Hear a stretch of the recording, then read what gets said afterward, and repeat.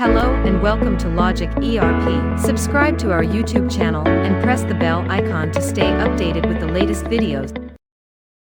In this video, we will discuss an option that enables item selection when a purchase challan is retrieved in a purchase voucher.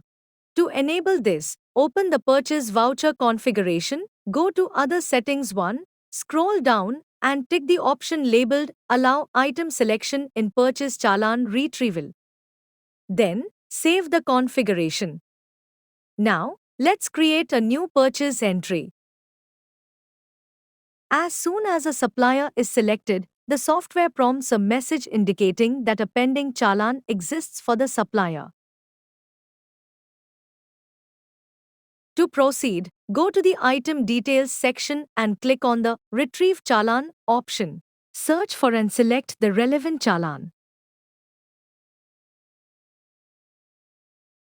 With the enabled option, a window will appear, allowing you to select specific items to retrieve into the purchase voucher, enabling partial retrieval of the challan as needed.